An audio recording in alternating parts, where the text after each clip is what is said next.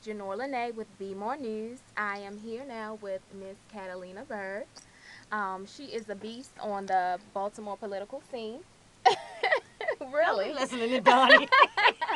Really. So tell me about when did you first discover that you loved politics? Because you seem to have a real passion for it. I didn't know that everybody else didn't. I think it wasn't until my father ran for mayor while I was in high school that I found out that it wasn't something that everybody participated in. So all that I know, like poetry and the arts, is just a part of how I was raised, and so I can't help but be passionate about it. It's inbred in who I am. Right, right. So that would play a big role in it, if your dad was involved in it. And my mother. Oh, really? My mother Okay, so ran you're for from city a. council. She'd been a state delegate for the party that they belonged to. That's not very popular in this city or state, but Okay. yes.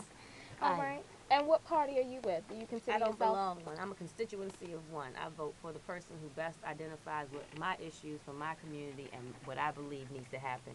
I don't subscribe to either of them. None of them fully represent what I believe in. Okay. So who did you support in the gubernatorial election? I supported Governor Bob Ehrlich. I was not in support of the way that the race was run.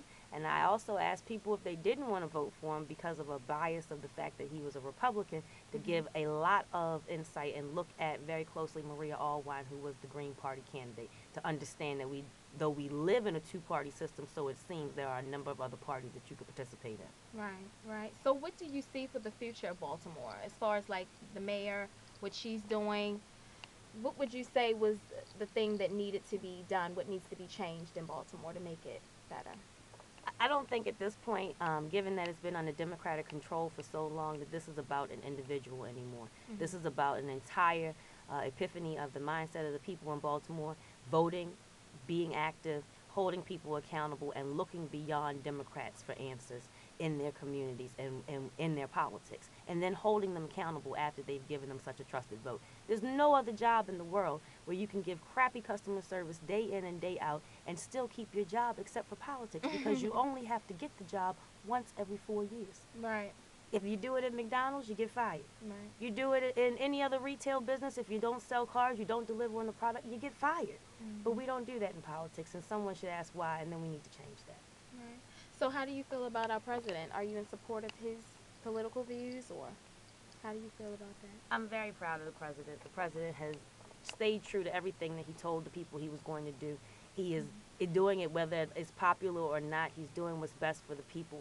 Whether or not that will be his demise come 2012 is still yet to be seen. But in the end, I think that history will be kind to him and fair in the fact that he has always done and continues to do what he said he would do, and it's for the people, not for politics.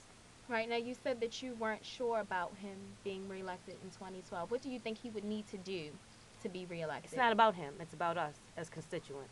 Are we going to do the research? Are we going to hold ourselves accountable to be knowledgeable about what he's done before it becomes talking points in an election cycle? Are we going to stay steadfast in knowing what is going on around us and how it affects us? And if we're not, that's not the president's fault. That's our own fault.